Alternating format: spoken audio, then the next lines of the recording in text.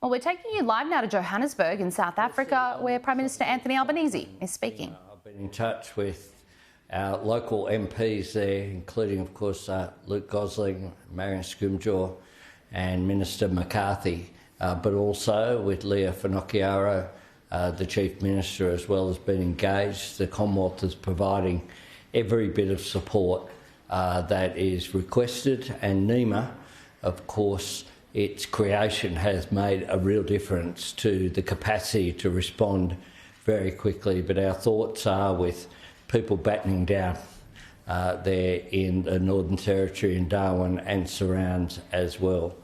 It is great to be here at the G20, and I was able to participate this morning in my first forum and contribution to the debate, speaking up for Australia's national interests, which is about free and fair trade, about economic engagement, about diversification of our trade as well, following up from the successful meetings that we've had yesterday.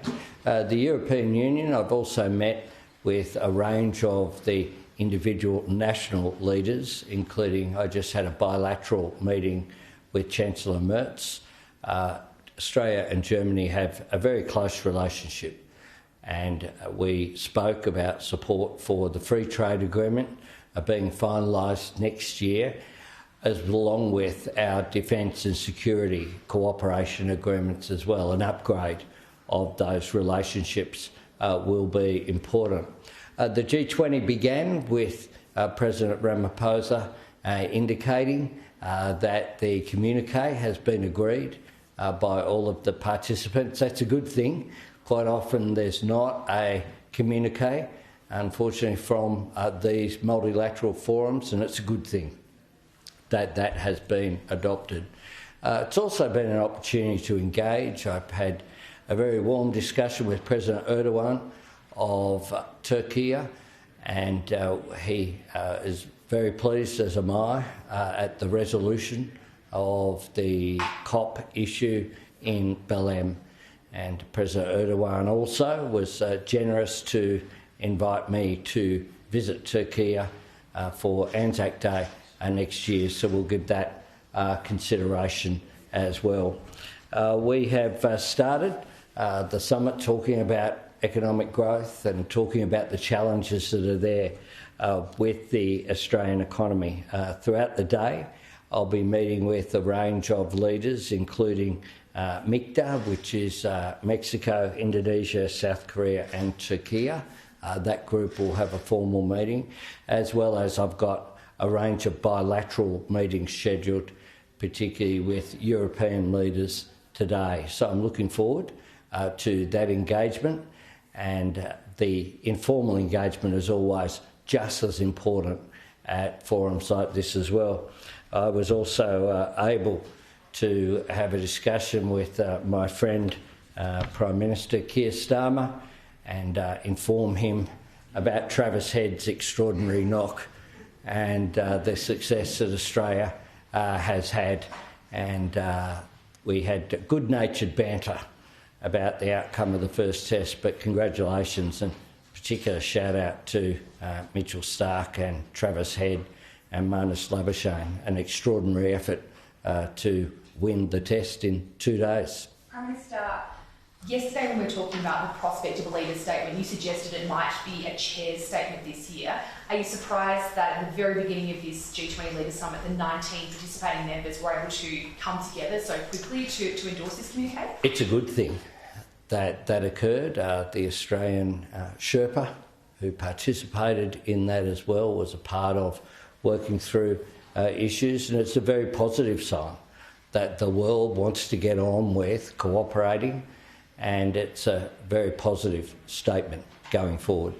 It makes multiple references to climate change, commitment to the Paris Agreement, to free trade. Is this a repudiation of the kind of policies that Donald Trump is pursuing? It's about what the world has committed to the Paris Agreement and to action on climate change. Of course, Australia signed up to the Paris Agreement under Tony Abbott and signed up to net zero under Scott Morrison. And with Angus Taylor as the Energy Minister. there is overwhelming support for action on climate change. People are very conscious of the fact that the increase in extreme weather events, the impact of climate change is here right now.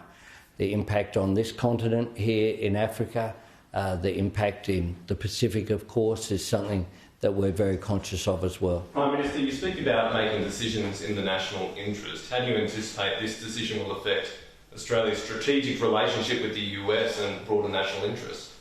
Sorry, which decision? You speak about making decisions in the national interest. Yeah, how do you expect this to communicate? Well, the communique is signed up by all of the countries who are participating here.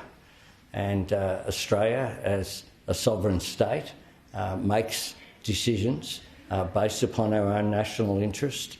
Australia has an interest in action on climate change. We have an interest in trade. We're a trading nation. 1 in 4 of our jobs is dependent upon trade.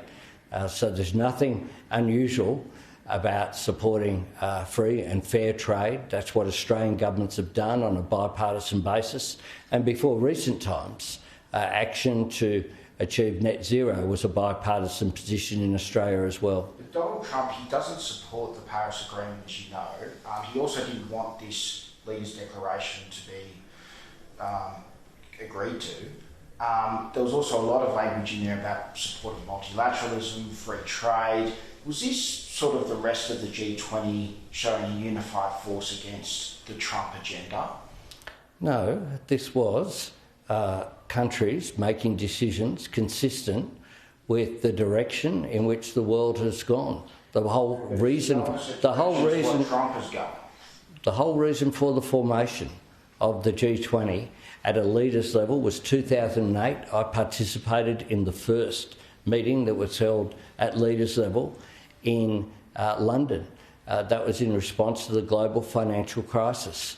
Multilateralism is something that's very much in Australia's national interest, and clearly other governments make their own decisions based upon what they assess to be their national interest. The statement talks about 600 million Africans don't have access to electricity, and that in order for the developed world to hit their 2030 targets, it would cost $5.8 to $5.9 trillion. Does this highlight how difficult it is for the developing world to actually reach their climate targets, particularly as they're moving to increase economic growth? And does Australia plan to increase investment or funding to help developing countries transition?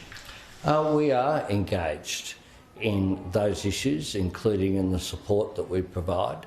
The achievement of countries such as India in giving people access to energy has been quite remarkable in recent years, and the world has an interest in lifting. It's been through coal, though, hasn't it? New coal-fired power stations. It's a whole range of issues. India is rolling out a massive renewable investment program, and when I spoke with Prime Minister Modi, we spoke about our agreement on green energy that we have, and later today you'll see some further developments on that. Prime Minister, overnight Australia has signed up to the Bilateral declaration on the transition away from fossil fuels. I was wondering how that kind of fits with the government's future gas strategy, which states that natural gas will be needed to 2050 and beyond, a fossil fuel.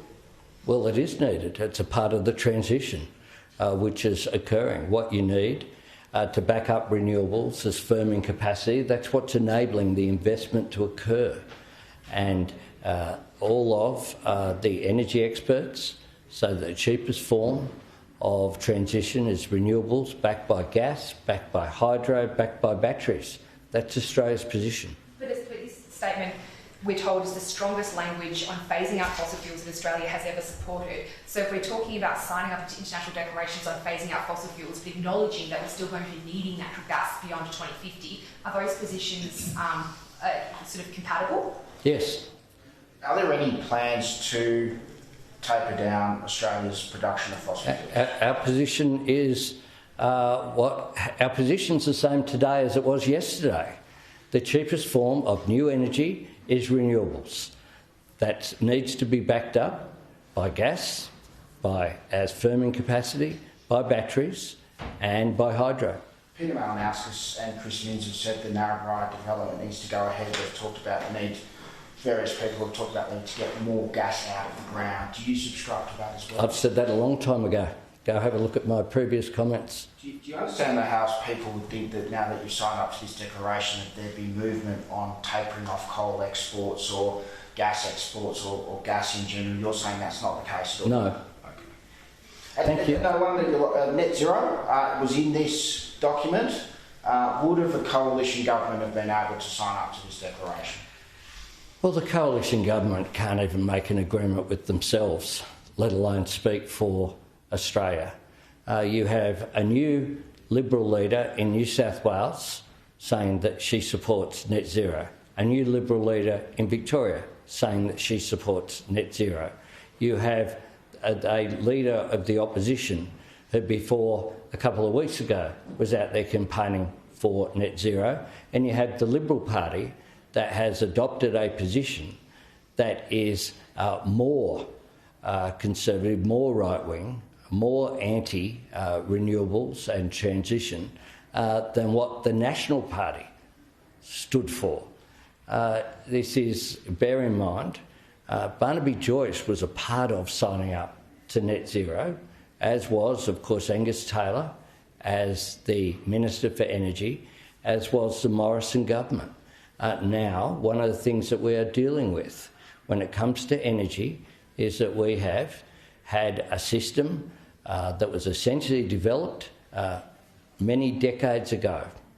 Coal-fired power stations are reaching the end of their life. 24 out of 28 announced their closure, or either that or brought forward the date of their closure while the coalition was in government, and they have announced 23 policies, none of them landed, not one, and now they want to go back to the chaos and dysfunction and arguing within the government.